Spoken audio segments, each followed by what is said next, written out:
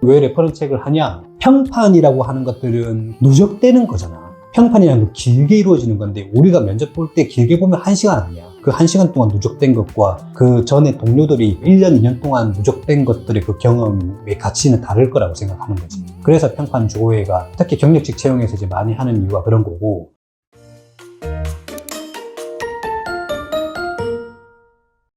대표님, 안녕하세요. 반갑습니다. 이제 어느덧 여름이 다가왔습니다. 여름 좋아. 네, 장마철이 또 다가오고 있는데요. 네, 요즘 기업들이 면접이나 이력서만으로는 부족하다고 판단해서 전 직장의 평판을 조사하는 레퍼런스 체크를 적극 활용하고 있다고 합니다. 외국계에서 주로 쓰이는 방식이 이제는 스타트업, 중소기업까지 확산되고 있다는데요. 오늘은 이 레퍼런스 체크가 도대체 어떻게 실제로 이루어지는지, 구직자가 어떤 점을 조심해야 하는지 대표님의 의견을 들어보겠습니다. 우선 첫 번째로 레퍼런스 체크가 무엇인지 어떻게 진행되는지 설명해 주실 수 있을까요? 신한 대표님이 이 회사를 우리나라에 처음으로 만들었었어. 그래서 이제 막 쿠폰도 뿌리고 막 그렇게 했던 건데, 일단 레퍼런스 체크라는 말이 의미를 보자고 한다면 한국말로 평판조회라고 이야기 많이 하잖아. 그러면 평판이라고 하는 것들은 어떤 것들이 있나라고 고민을 해봐야 되겠지. 뭐 일하는 모습, 태도, 그 사람에 대한 성품, 개인의 인성 관련된 영역이 생각보다 많아. 그리고 기술직 직무 같은 경우에는 그 사람이 만들었어? 라고 하는 실적 체크도 될 수는 있지. 근데 평판조회라고 하는 것들은 그 대상이 대부분 쉽게 바꿀 수 없이 누적돼서 쌓아온 것들에 대한 것들을 평가하고 싶은 거라는 거지.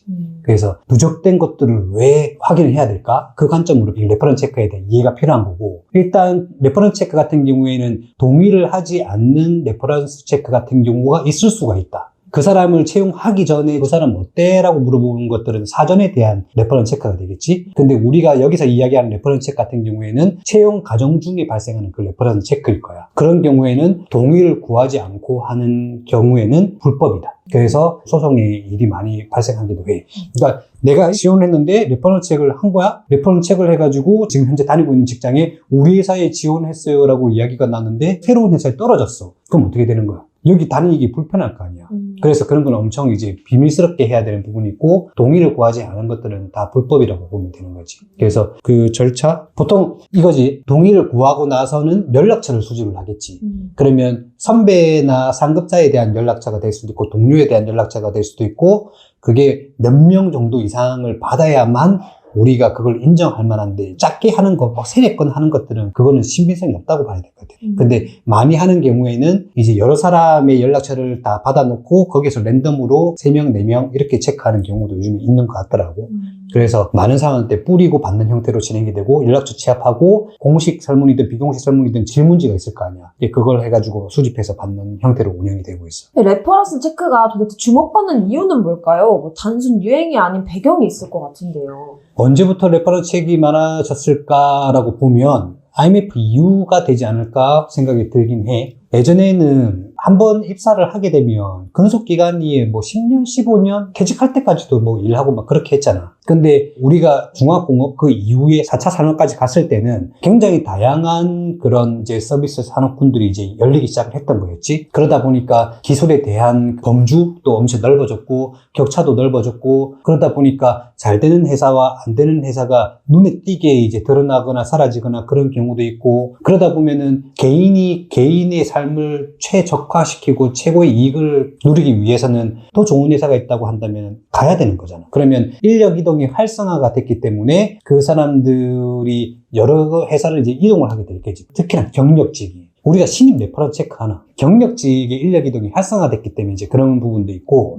이전과 달리 우리가 그 노동법 관련된 ILO라고 이제 세계 노동기구 같은 것들 있잖아. 거기에서 이제 이렇게 해야 된다라고 방향성을 설정을 하고, 거기에 따라오면은, 야, 너희 국가 좋아. 야, 너희 국가는 별론 것 같아. 아, 이 국가 별로예요 하면, 그러면 최대한 지키려고 하겠지. 좋은 쪽으로. 근데 그 지키려고 하는 것들 중에 약간 이슈가 해고를 너무 손쉽게 하지 말라. 그래서 우리나라 같은 경우도 해고가 그렇게 쉽지는 않아. 옛날에는 그 드라마 같은 것도 보면, 야, 나가! 안 나가! 막 이렇게 하고, 내일부터 나오지 마! 뭐 이런 게 있었잖아. 미국 같은 경우는 아직 그런 게 있을지 모르겠지만, 우리나라는 그렇지 못하다. 그래서 해고 같은 걸 하려면은 이 사람이 올해 성과가 안 좋았어. 야, 힘내. 내년엔 잘해보자. 내년에도 이제 성과가 안 좋아. 어떻게 하면 잘할 수 있을까? 교육을 더 해야 될까? 이러면서 교육을 시켜봐. 그래서 또 3년째 성과가 안 좋아. 그러면은 다른 부서로 보내야 돼. 해고를 시킨 게 아니라 다른 부서를 보내보고 거기서 또 힘내볼까 교육을 시켜볼까 하다가 그게 한 4년 5년 정도 걸리나 그런 걸 다 했을 때도 불구하고 이 사람이 성과가 안 나거나 성실하지 못하거나 그럴 때는 해고가 가능해. 특히 공무원들 같은 경우에.